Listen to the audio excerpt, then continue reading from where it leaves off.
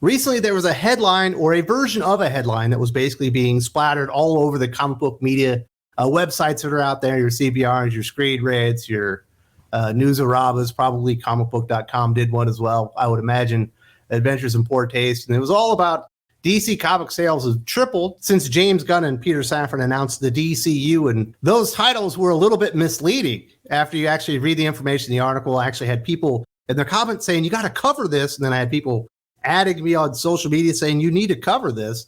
And I didn't really want to because there really wasn't anything to the story. But hell, if I'm going to cover something, and if you guys demand it, I will absolutely do it. I'm going to do it a little bit more thoroughly than obviously a lot of these websites did. If you haven't seen the headline, it's DC Comics titles have tripled since James Gunn and Peter Safran took over DC Studios. That one began at CBR. And of course, the title changes over time because once you whisper something in someone's ear and they whisper it in the next person's ear, things change over time. And then we got to the inevitable title.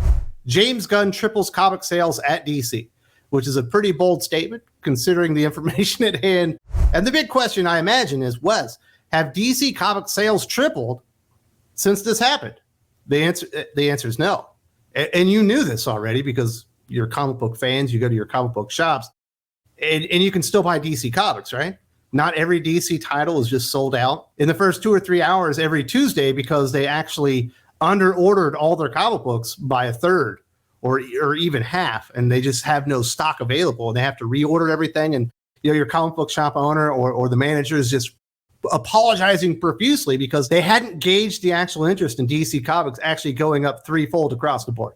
So obviously that's not happening. And if you look at the sales data available, which is very limited, it's not the greatest sample in the world, but 100 shops isn't the worst sample either that you get available through Comics Hub. And obviously ICV2.com and others report on those sales data. And basically we get the rankings based off of that.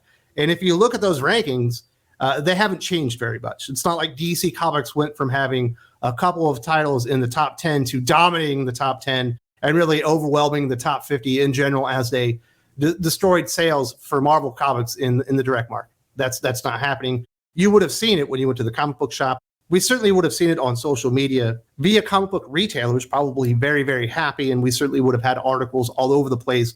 And that is not the tenor of the articles that we're receiving regarding the direct market. In fact, I'll have a video on that tomorrow. So across the board, no, DC comic sales have not tripled. And it's all derived from this article from the Hollywood Reporter, where there's a paragraph that states, without divulging figures, Lee says that certain titles have seen double or triple digit growth in sales since the duo took charge of a newly integrated screen division, talking about Gunn and Safran. One book, The Authority, wasn't even in print when Gunn revealed it was getting the big screen treatment. So right there, like that kind of changes things, right? Because when you see double digit or triple digit growth, you're talking about double digit being the minimum being 10%, and obviously the maximum being 99%, and triple digit growth being like 100%. So if you actually have 100% growth or triple digit growth, you've doubled sales. You haven't tripled sales. To get triple sales, you would need 200% growth. And that's certainly not even implied in the article from the Hollywood Reporter itself. So the tripled number was taken out of there, and I don't know how we got here, but we got here. Obviously, he's talking about the bookstore channel, and specifically, he's not just talking about DC graphic novels. Like when we see the MPD book scan, I guess it's Circana book scan numbers now. For 2023, we're not going to see all of a sudden DC go up to like being the number 2 or 3 Western graphic novel publisher for the year or anything like that. They're saying there's a double digit or triple digit growth on the titles associated with what James Gunn and Peter Safran had divulged were going to influence the DCU moving forward. Specifically, I believe that would be All-Star Superman, Grant Morrison's Batman, The Authority, Warren Ellis obviously there, Alan Moore's Swamp Thing, and then Tom King's Superman, Woman of Tomorrow. One of these things is not like the others. 4 of them are like classic stories, and one of them is Tom King basically just regurgitating out True Grit, but making Supergirl be Rooster Cogburn or whatever. Also, what's not implied in the article is what kind of growth is that? Was that a momentary instance of sales growing and staying there? Like you saw 100% growth in sales and then it stayed there and that was the new normal? Or did it dip back to where it was before? Because we know, and we talked about it here on the channel, I talked about it with Doc, that once you announce these movies and what they're based off of, a FOMO happens and the sales rise. And that's basically with all these projects. Whenever you hear a new character might be introduced into the MCU or the DCU, inevitably, if you can find the source material or the first appearance of the character, there's a little FOMO that happens and the sales rise. So I decided to go and look and see what exactly does this mean. This information obviously was announced at the very end of January, so we wouldn't expect it to affect January sales. And now we're into June, so it's been 5 months. I looked at the NPD book scan numbers from January, and now it's Circana book scan numbers in June because there's been this change. And you can see in January, you won't see The Authority, All-Star Superman, Grant Morrison's Batman, Alan Moore's Swamp Thing, or Superman Woman of Tomorrow. And then when we get to June, you don't see any of those titles either. Apparently, whatever growth there wasn't long-term sustained growth. It was in the moment. It was FOMO, like we had talked about here on the channel. So you can get a better idea of how this happened. I actually looked at February and May as well, and you can see in February, there actually is some growth. You see some titles that hadn't been in there in January associated with the DCU and James Gunn's announcements. All-Star Superman shows up, Batman by Grant Morrison shows up, All-Star Superman Deluxe Edition shows up, and Supergirl Woman of Tomorrow all show up in the top 20 superhero graphic novel sales for the month of February. But once we get to May, and a few months have elapsed, you can see that the Grant Morrison stuff has actually fallen out of the top 20 already. And Supergirl Woman of Tomorrow stays in the top 20 through May and obviously drops out in June.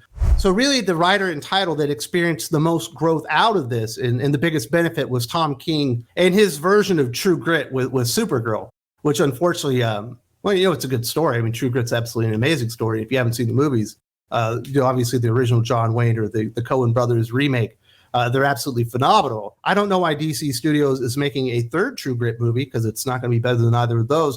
But that's the one that experienced the most growth. And that actually makes sense. Like I said, one of these things isn't like the other. Three of the other titles, obviously All-Star Superman, Batman by Grant Morrison, and Alan Moore's Swamp Thing are generally considered really, really good comics, if not classics. And I would say, I think Swamp Thing might be the third greatest comic book story I've ever read in my life. Like, it's absolutely amazing stuff.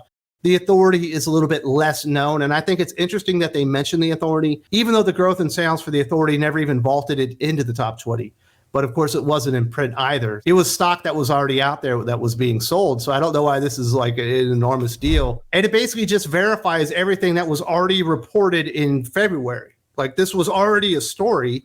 People already covered that there was a lot of interest in these titles, and it was pushing up some of the numbers on eBay and stuff. And comic book shops and stores were selling out of these titles once they were associated with the DCU.